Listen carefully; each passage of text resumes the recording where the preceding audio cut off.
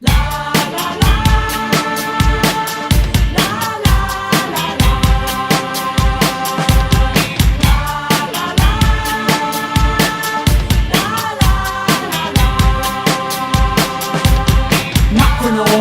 a chorus, drive your wild like some cabs and Porsches. Ride for reason and rap for causes. Flow so hot while the track scorches. Macronormous, that's a chorus, drive your wild like some cabs and Porsches. Ride for reason and rap for causes. Flow so hot while the track scorches.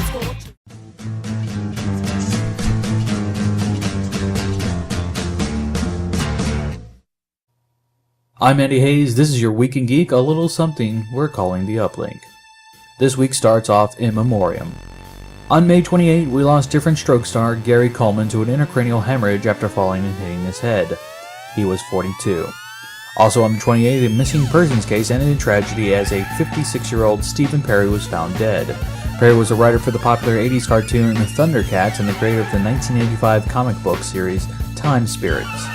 Then, May 29th, we mourned the loss of Dennis Hopper, who died of prostate cancer at 74.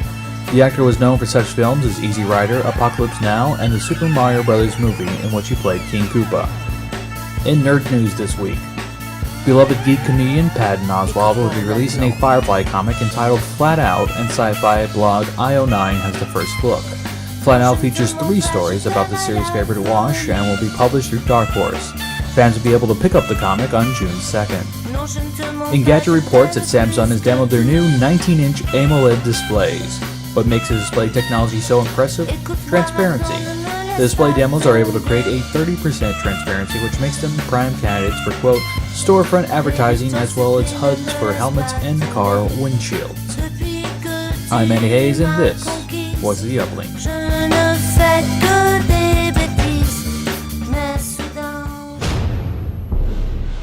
Such a treasure. The gods have a plan for you. A destiny. I've seen its power with my own eyes. The dagger turns back time. It's been found. Give me the dagger! Did you see that? Prince of Persia, rated PG-13. So, today we went to see Prince of Persia, a Jerry Bruckheimer film. Stars Jake Gyllenhaal and other people. Yeah, some girl. Sir Ben Kingsley's in it. But it's based on a video game, one that I really enjoy, which is Prince of Persia. And one that I have never played in my entire life and have only ever seen commercials for. Now, I do want to specify, for purposes of nerdom, it's based off the Sands of Time, which was kind of a relaunch. Because Prince of Persia, very old game series. Like the old, when floppies were floppy. But they decided to relaunch it, and then they did the Sands of Time story. It was based on that there's these Sands of Time, and you had a mystical dagger, and with that dagger you could go back a few seconds in time. When I heard about that they were making a movie off of that series, I actually held out some hope for it, because video game movies are famously bad. I personally was in abject fear of this thing. Yeah, but this time I held out hope because I knew the source material, and it's one of those. It's a character that could lend itself well to movies. He's very snarky, and he has this good rapport with the female lead, and they didn't have to force in a female lead like they usually do in movies like this, because one actually existed as part of the series. And if they decide to make sequels out of it, the second and third game, they had an interesting premise that kind of worked off of it, and it kind of got darker in tone.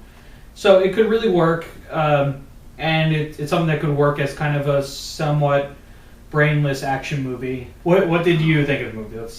As the non-gamer. As the non-gamer, I as I said before, I went in very leery. I have already seen several bad, as we just mentioned, video game movies.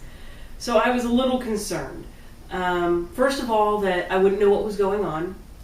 But they explained it very well. They didn't make me feel stupid, which I appreciate very much. And they just, to me, it seemed very well put together. I was pleasantly surprised. it had a fairly obvious plot, but if Yes. you've played the game, you probably already know what it is. And Yeah. if you haven't played the game, they kind of tell you in the very first few minutes of the film anyway. So it's not as if you're going to be like, I am so shocked! No. You'll see it coming a mile away. Yeah. So that always irritates me a little bit whenever it's a little too obvious. But at the same time, it didn't do an injustice to the film. Yeah. I thought it was still very good. There's both fortunate and unfortunate casting. I thought that Jake Gyllenhaal was a good prince. I did too. I was totally surprised. Yeah. I wanted to go in hating him, honestly. And he looks like the prince from the game. I know a lot of people complain that, he doesn't look Persian. I can understand that complaint, but as far as like being truer to the game, he's a good actor for that role. He did very good. I felt the acting was good. Yeah. I thought that his presence on screen was also very good. Yeah. I think that he fit the role very well. Now, the unfortunate casting, not that I have anything against Sir Ben Kingsley, it's just that whenever he's in a movie, he's one of those people where he's always the villain, so you know he's going to be the villain. Yeah. And that's just the way it is. And the movie tried to make that as the big reveal. So, Well, it goes back to obvious plot is obvious. yes.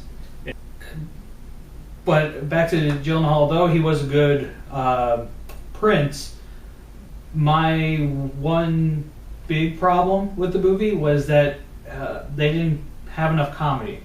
Because the character is a good character that could lend itself to a movie. But he wasn't really that... Does the game have comedy in it? Yes. Okay, There's a lot. This is something that I would not know. Therefore, to me, Well, but even I didn't then, miss it. Like, it's just that the movie kind of starts setting up that he's that type of character. He makes a lot of jokes and stuff, but they didn't really go through with it enough times for my taste. They kind of backed away from it. They were too busy having to save the world.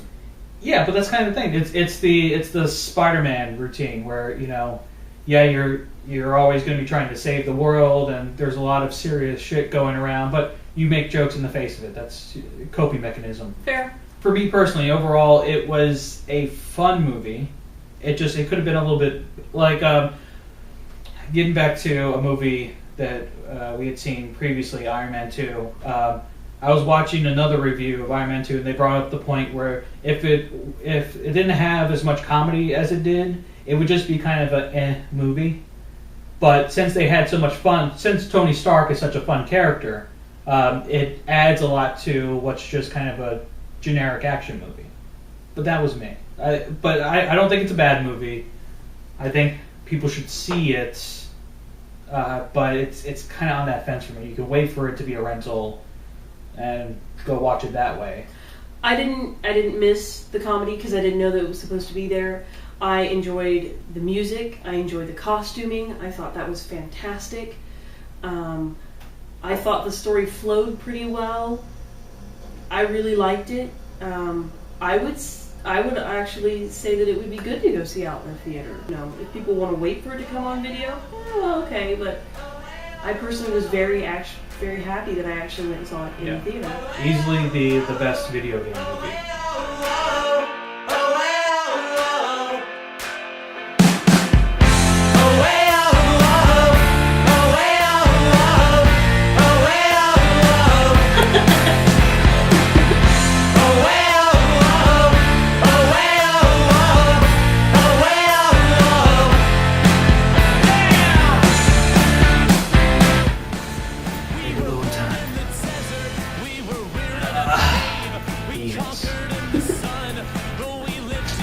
Is that even really...